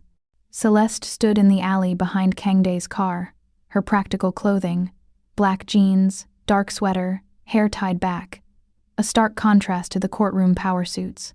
"This is illegal," she said, though her pulse raced with anticipation rather than fear. "Highly," Kang-dae agreed. He'd shed his suit jacket, working in a black button-down that made him look like sin incarnate. "But the writ gives us legal access in 48 hours. We're just expediting the process." Do-yoon emerged from the building's service entrance, his expression grim. "Security rotation just changed. You have a 12-minute window before the next sweep of the basement archives. Cameras on the east stairwell are already looped. Once you're in, you're invisible." "How do we find the right documents?" Celeste asked. "You tell me," Kang-dae said, handing her a building schematic. "You know how these systems work. Where would they file fraudulent land transfers?" Celeste studied the map, her litigator brain clicking into gear. "Real property divisions, sub-basement level. Pre-2020 physical files would be in the auxiliary storage, organized by district and date. If Stone pre-filed those seizures, they'd be cross-referenced under both the property address and the municipal project code. Then that's where we go." Kang-dae's hand found the small of her back. "Stay close. Stay quiet. If something goes wrong." "Nothing will go wrong," Celeste interrupted. "We didn't come this far to fail now." Their eyes met in the darkness, and something passed between them. Understanding, trust, the absolute certainty that they would face whatever came next together. The archives smelled of dust, old paper, and decades of buried secrets. Celeste moved through the narrow aisles between towering filing cabinets, her small flashlight casting golden circles on faded labels. Kang-dae followed like a shadow, his presence both protection and distraction. She was acutely aware of his body heat in the cold basement, the controlled power in his every movement. "District 7, 2019 to 2022, she whispered, running her fingers along the cabinet labels. "This is it." The drawer stuck. Kang-dae moved behind her, his arms bracketing her body as he gripped the handle and pulled with controlled force. The metal shrieked softly, then gave way. The proximity made Celeste's breath hitch, his chest against her back, his jaw near her temple, the scent of him overwhelming in the confined space. "Found it," she managed, forcing her focus to the files. Her hands trembled as she pulled the first folder. There. The eminent domain filing for her father's property, dated 8 months before the actual seizure. And another. 23 properties, all with pre-filed paperwork, all following the exact same pattern. "They kept everything," she breathed. "Every fraudulent filing, every bit of evidence. They thought immunity made them untouchable." "Photograph every page," Kang-dae said, handing her his phone. "We need redundant copies in case." The sound of footsteps echoed down the hallway. They froze. Celeste's pulse spiked as she recognized the voices. Stone and 2 others, their words carrying through the basement's acoustic quirks. "Should have been destroyed years ago. The Kennedy woman's writ forces our hand." "The files are comprehensive," another voice replied. Adam Stone. "If they're cataloged before we can sanitize them, we're finished." "Then we sanitize them now. Burn everything in District 7. Make it look like an electrical fire. By the time investigators sort through the damage, we'll have rewritten the narrative." Celeste's blood ran cold. They were going to destroy everything. Not just her evidence. Decades of records that could free other victims, expose the full scope of Stone's crimes. Kang-dae's hand pressed against her mouth, silencing her instinctive protest. His other arm wrapped around her waist, pulling her deeper into the shadows between cabinets. They pressed together in the darkness, her back to his chest, barely breathing as footsteps approached their aisle. The beam of a flashlight swept past, missing them by inches. Celeste felt Kang-dae's heart hammering against her spine, his breath warm against her ear. His hand on her stomach flexed protectively, and despite the terror of discovery, heat coiled low in her belly at the intimacy of their position. Hidden together in darkness, sharing breath and space and danger. "Start with the 1920 cabinets," Stone's voice commanded. "Everything burns." The footsteps moved away toward the far end of the archives. Kang-dae's lips brushed Celeste's ear as he whispered, "We need to move, now." But moving meant leaving the files, leaving the evidence, letting Stone destroy the proof that could free not just her father's name, but dozens of other victims. "No," Celeste breathed. "We take everything we can carry. He doesn't get to erase them again. Celeste, help me or get out of my way." For a heartbeat, she thought he'd argue. Then his arms released her, and he moved to the cabinet with deadly efficiency. "Grab what you can. Prioritize anything with Stone's signature or your father's property code. 60 seconds, then we run." They worked in frantic silence, pulling files and stuffing them into Celeste's backpack and inside their clothing. The smell of gasoline drifted through the archives, followed by the distinctive click of a lighter. "Time's up," Kang-dae hissed. Smoke began curling through the aisles. Celeste grabbed one last folder, her father's complete file, the one with his signature still visible on the fraudulent documents. And then Kang-dae's hand closed around her wrist and they were running. Behind them, flames caught with a hungry roar. They burst through the service exit just as the fire alarm shrieked to life. Do-yeon already had the car running, door open. They dove into the back seat in a tangle of limbs and stolen files, and the vehicle peeled away into the night as sirens wailed in the distance. Celeste's lungs burned from smoke and exertion. Beside her, Kang-dae coughed roughly, his hand still gripping hers with bruising intensity. Their eyes met in the dim interior, and suddenly the laughter came. Wild, breathless, edged with the manic relief of survival. "We just committed arson, evasion, and evidence theft." Celeste gasped between laughs. "Technically, they committed arson," Kang-dae corrected, his grin sharp and beautiful. "We just refused to let them succeed." The files lay scattered between them. Proof of Stone's crimes, rescued from flames meant to erase them forever. Celeste picked up her father's folder with shaking hands, her laughter dying as the weight of what they'd recovered settled over her. "We have enough," she whispered, "to prove everything, to clear his name." Kang-dae's hand cupped her face, tilting her gaze to his. His thumb traced her lower lip, a gesture becoming familiar, grounding. "We have enough to destroy them," he agreed softly. "Tomorrow we turn this over to the federal prosecutors. Stone just committed arson to obstruct a federal investigation. That's a crime even his immunity can't protect him from. What if it's not enough? It will be." His forehead touched hers, and his voice dropped to that intimate register that made her whole body aware of him. "Because you're brilliant. Because you refused to give up. Because you walked into a burning building for your father's honor, and that kind of courage doesn't lose." The car slowed at a red light, and in that suspended moment, with smoke on their clothes and evidence scattered around them, and the taste of victory finally, impossibly within reach, Celeste kissed him. Not gentle, not tentative.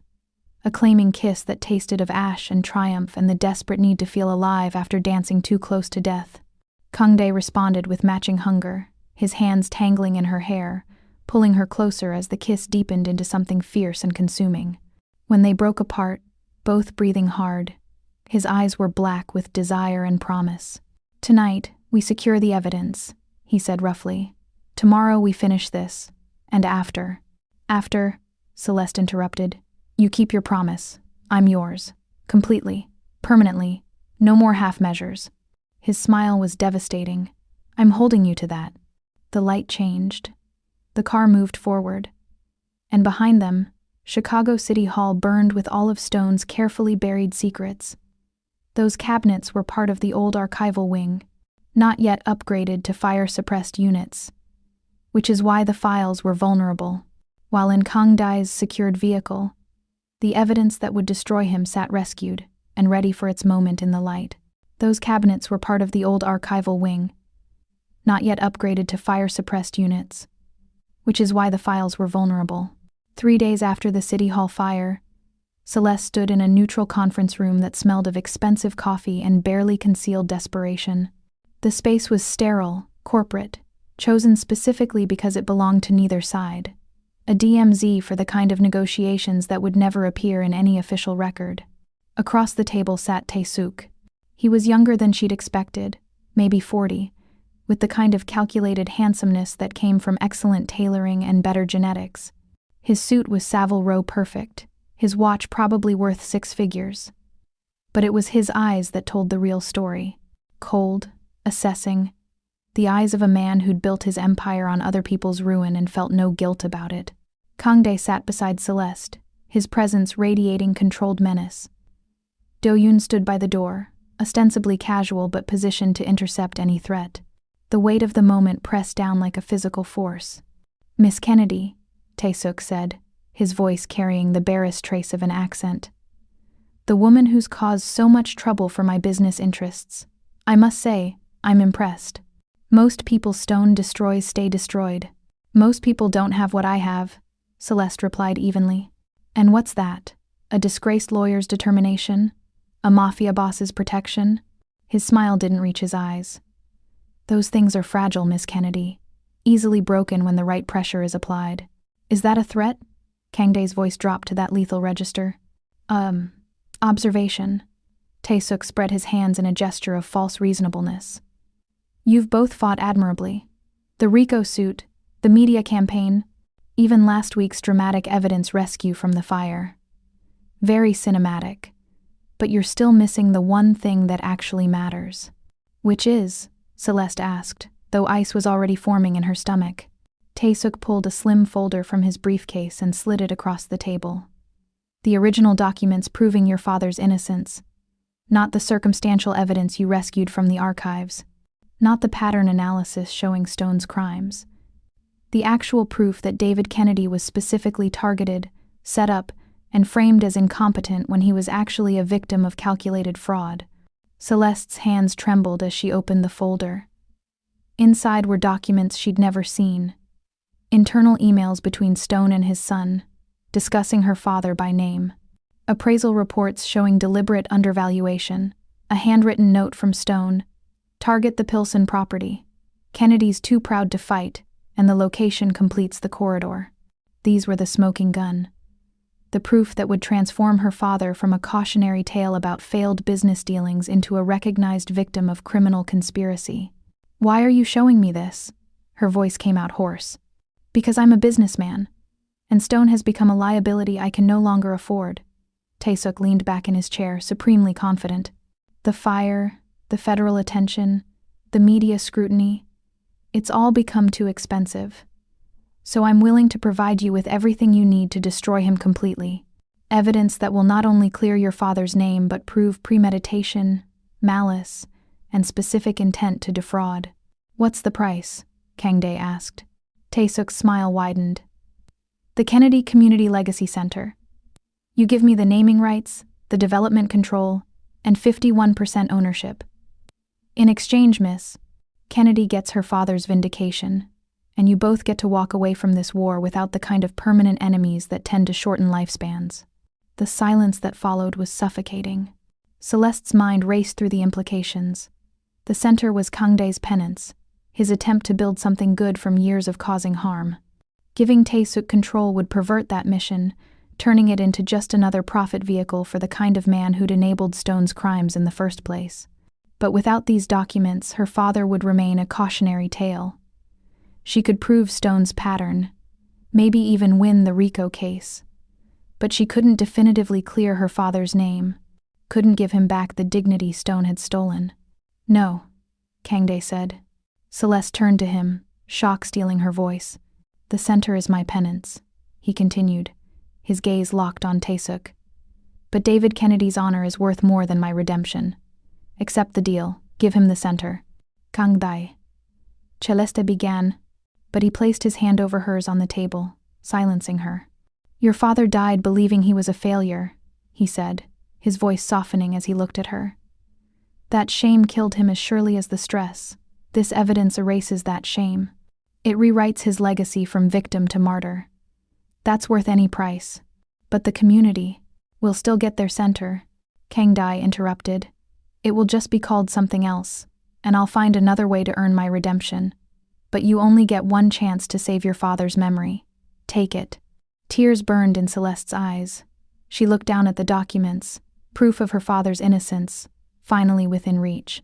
Then at Kang-dae, who was offering to sacrifice the one thing that mattered most to him to give her what she needed. Why? She whispered. His hand tightened on hers. Because some debts are worth paying. Because your father deserves justice more than I deserve forgiveness. Because... His voice dropped so only she could hear. Because I love you, and this is what love looks like when it's real. The words hit her like a physical blow. Not a declaration meant to manipulate or seduce. A truth offered in the moment it mattered most, when he was choosing her pain over his redemption. Celeste turned back to Taesuk, her voice steady despite the tears streaming down her face. We accept the center for the documents, but I want one additional term. You destroy every remaining copy of the trap contract. Every template. Every iteration. No one else gets destroyed the way my father was. Taesuk considered this, then nodded. Agreed. Stone's methods were always too messy. I prefer cleaner business practices. He slid a contract across the table. Sign here, both of you. And Miss Kennedy. Your father's vindication will be delivered to the federal prosecutor's office by morning. Kang-dae signed first, his signature bold and unwavering. Then Celeste added hers below, her hand steady even as her heart cracked and mended simultaneously. It was done. The call came at dawn. Celeste woke in Kang-dae's bed, where she'd been sleeping for the past week, their relationship having crossed that final threshold the night after the archive fire. His arm was heavy across her waist. His body curved protectively around hers even in sleep. Her phone buzzed. Do-yeon's name flashed on the screen. Stone's been arrested, Do-yeon said without preamble. Federal agents picked him up 2 hours ago at O'Hare. He was trying to board a private flight to the Caymans. The charges include racketeering, conspiracy to commit fraud, obstruction of justice, and witness tampering. The prosecutor is calling it one of the largest municipal corruption cases in Chicago history. Celeste's breath caught. And my father? The evidence Taesuk provided was delivered as promised. It's already been filed with the court as part of the RICO case.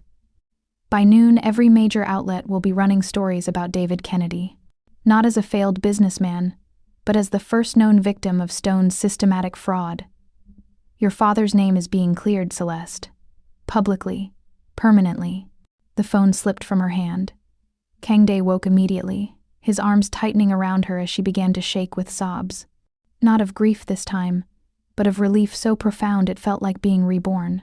We won, she gasped against his chest. We actually won. I know, he murmured, his lips against her hair. I know, baby. It's over. You can rest now. But Celeste pulled back, needing to see his face in the pale morning light. His eyes were soft in a way she'd rarely seen, his guard completely down. You gave up your center for me, she said. I'd give up everything for you, he replied simply. The center was about my past. You're my future. There's no comparison. She kissed him then. Soft at first, then deepening as gratitude and love and desperate need collided. His hand slid under the t-shirt she'd borrowed from him, warm against her bare skin. And Celeste arched into his touch with a hunger that had been building for weeks.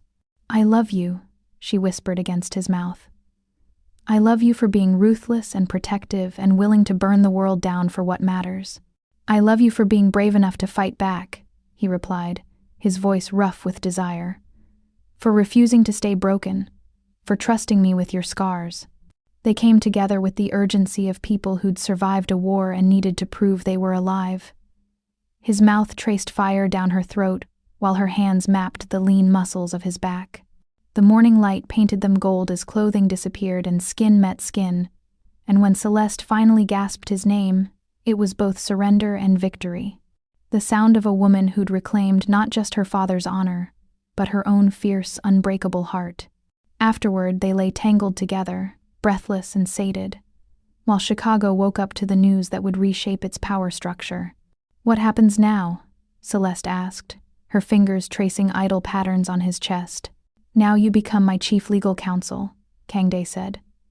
"Now we finish dismantling Stone's network and free every victim we can find. Now we build something better than what we destroyed." "And us?" He rolled to face her, his dark eyes intense. "Us? We're permanent. Absolute. You're mine, Celeste Kennedy, and I'm yours. No more hiding. No more pretending to be less than you are. We stand together and face whatever comes next. Even when it's dangerous? Especially when it's dangerous." His smile was sharp and beautiful. "We're not built for safe, baby. We're built for this. The fight, the fire, the absolute certainty that we'd tear the world apart before we'd let it separate us." Celeste kissed him again, softer this time, sealing the promise with her body and her heart. Outside the windows, the city glittered with morning light. Somewhere, Richard Stone sat in a federal holding cell, his empire crumbling. Somewhere, victims were waking to headlines that would validate their losses. And somewhere, David Kennedy's legacy was being rewritten from failure to martyr. A man who'd been destroyed by corruption, but whose daughter had refused to let his death be meaningless. It wasn't a happy ending. It was something better. A hard-won victory that carried scars and cost everything but proved that justice, real justice, was possible when you were willing to pay the price.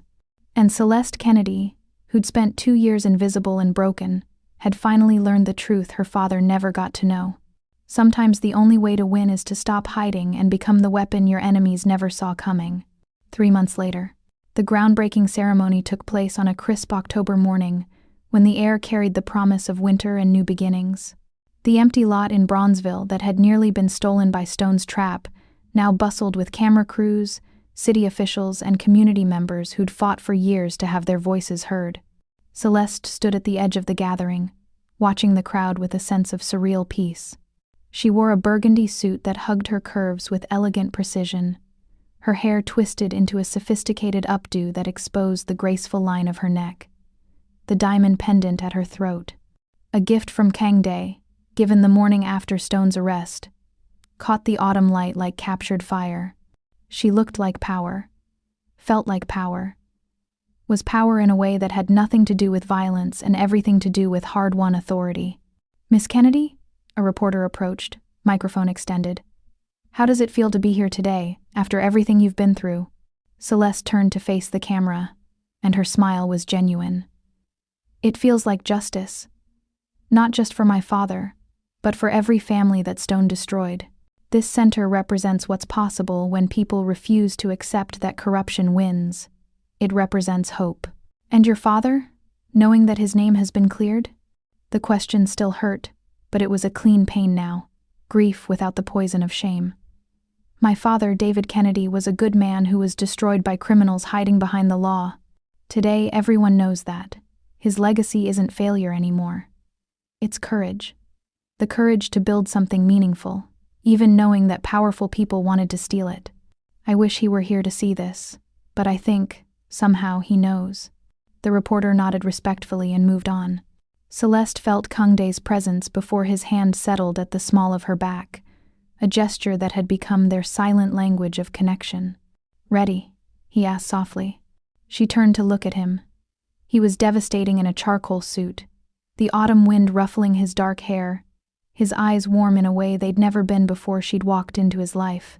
This man who'd given up his redemption to save hers, who'd stood beside her through every battle, who'd taught her that love could be dangerous and safe simultaneously. "Ready," she confirmed. They moved to the podium together, and when the crowd quieted, it was Celeste who spoke first. 3 months ago, this site was at the center of one of the largest corruption scandals in Chicago history, she began, her voice carrying clear and strong. Councilman Richard Stone and his associates attempted to steal this land through the same fraudulent methods they'd used to destroy dozens of families, including mine. But this community fought back. And today, we're not just breaking ground on a new community center. We're breaking ground on a new promise. That Chicago belongs to everyone, not just the powerful few who think they can take what they want. The crowd erupted in applause. Celeste stepped back and Kang-dae moved to the microphone. This center will provide educational resources, small business support, and community gathering space, he said. It will be managed by a board composed entirely of Bronzeville residents, ensuring that it serves the people who need it most. And it will be called. He paused, his eyes finding Celeste's. The David Kennedy Memorial Center for Community Justice. Celeste's breath stopped. That wasn't the name Tae-suk had claimed. That was. It took months of negotiations, concessions, and pressure on Tae-suk's partners. But I secured the naming rights back. I bought back the naming rights, Kang-dae said quietly, speaking to her now rather than the crowd. Cost me everything I'd set aside for the project and then some. But your father's name deserves to be on something that represents everything he believed in: community, justice, and the courage to build something meaningful, even when it's dangerous. Tears blurred her vision. The crowd was applauding again, but Celeste barely heard them over the roaring of her own heart. She crossed to Kang-dae, not caring about the cameras, not caring about protocol, and kissed him with everything she had. Gratitude and love, and the bone-deep understanding that she'd found something more valuable than vindication. She'd found home. When they broke apart, Kang-dae's hand cupped her face, his thumb wiping away her tears. Your father's legacy is permanent now, he said softly. And so are we. That evening, back in the penthouse that had become their shared sanctuary, Celeste stood at the windows overlooking the city she'd once feared and now commanded. Kang-dae joined her, carrying 2 glasses of wine, and they stood together in comfortable silence as the sun set over Chicago. Do-Yun finished cataloging the final victims from Stone's network. Kang-dae said, 47 families in total. We're establishing a restitution fund to help them recover their losses. Using Tae-suk's settlement payment? Celeste guessed. Among other sources. His smile was dark with satisfaction. Tae-suk is finding that his business interests in Chicago are suddenly facing significant obstacles. Property transfers delayed. Permits denied. Financial partners mysteriously withdrawing. Turns out, when you help destroy a corrupt councilman, you make some powerful friends in City Hall. Celeste leaned into his side, feeling his arm come around her waist.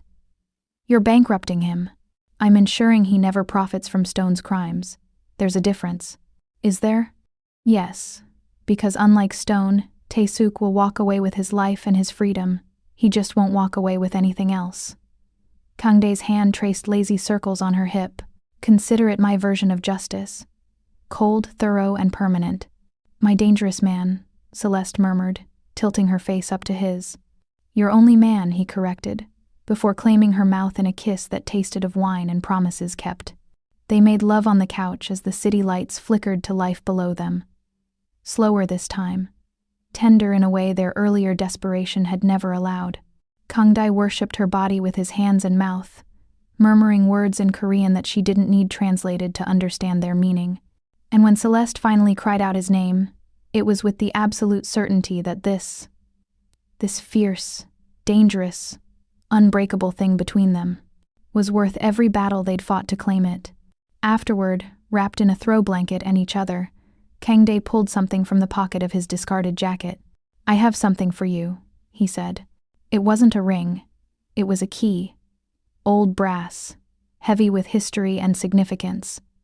Attached to it was a small metal plate engraved with an address she didn't recognize. What is this? Your father's original property in Pilsen, Kang-dae said quietly. Stone seized it. Tae-suk held it through a shell company. I bought it back. The artist studios your father built are still there, protected as historical structures. I had them restored to his original vision. Celeste stared at the key, her vision blurring with fresh tears. How?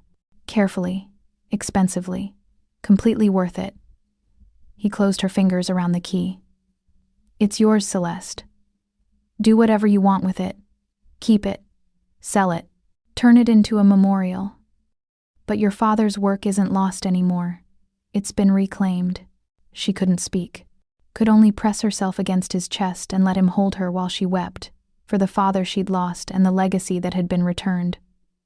When she finally found her voice, it was rough but steady. I want to turn it into a legal clinic, she said. Free representation for people fighting fraudulent land seizures. We'll call it the Kennedy Justice Project. Kang-dae's arms tightened around her. Then that's what we'll do. I'll fund it, you'll run it. And together, we'll make sure no one else loses everything the way your father did. Together, Celeste echoed, and the word felt like a vow. 6 months after that groundbreaking ceremony, Celeste Kennedy stood in what had once been her father's studio space, now transformed into a clean, modern legal clinic with exposed brick walls and warm lighting. The plaque beside the door read, Kennedy Justice Project, Legal Advocacy for Property Rights. She'd just finished her first successful case, helping an elderly couple fight an attempted fraudulent seizure using tactics eerily similar to Stone's methods. The couple had wept with gratitude, their home saved, their dignity restored. This, Celeste realized, was what winning actually looked like. Not the courtroom triumph or the media vindication. This, the quiet moment when someone who'd been powerless got their power back. Her phone buzzed. Kang-dae's message was characteristically brief. Dinner at home, celebrating you, always celebrating you. She smiled, gathering her briefcase and locking up the clinic. The autumn evening was cool and crisp as she walked to where Do-yoon waited with the car, because some things didn't change, and Kang-dae's protection was absolute and permanent. But everything else had changed. She was no longer invisible, no longer hiding. She was Celeste Kennedy, Chief Legal Counsel to Kang-dae's organization and Director of the Kennedy Justice Project. She was a woman who'd survived her own destruction and used the pieces to rebuild something better. She was dangerous in all the right ways. And tonight, she would go home to the man who'd helped her become this version of herself. The ruthless one with the tender heart, who showed his love through protection and sacrifice and the absolute refusal to let her be anything less than exactly who she was meant to be. The penthouse smelled of expensive food and candles when she arrived.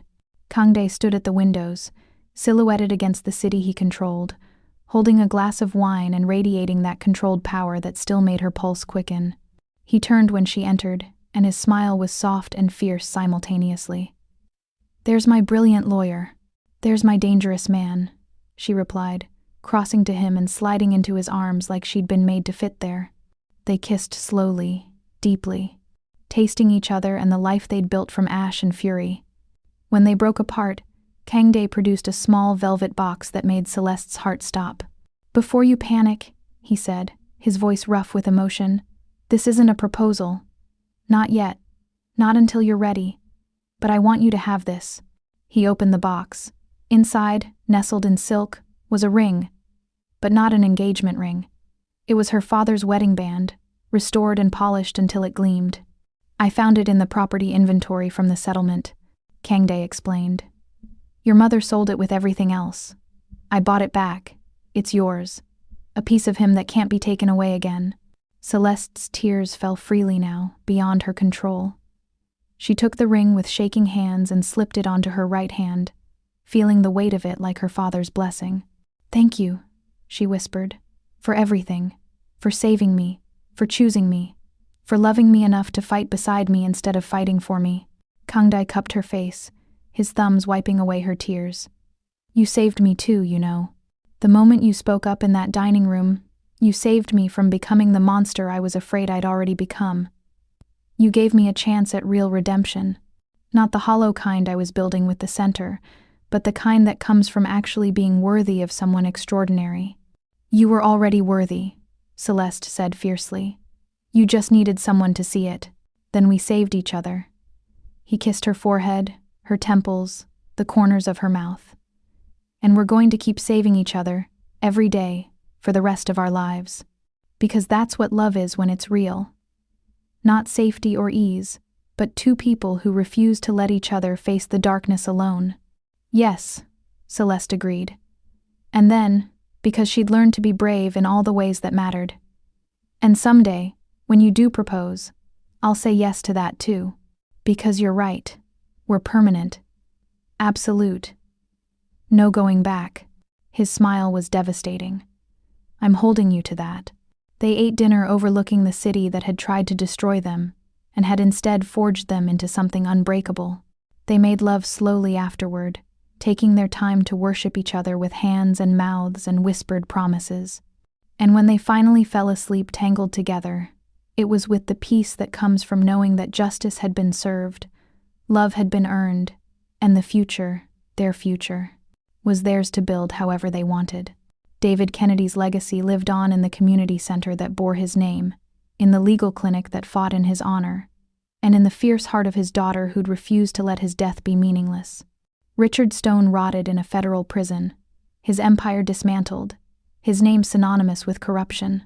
And Celeste Kennedy, once invisible, once broken, once powerless, stood beside the most dangerous man in Chicago as his equal, his partner, his perfectly matched piece. The girl who'd hidden behind a server's uniform had become a woman who commanded respect with her brilliance and her courage.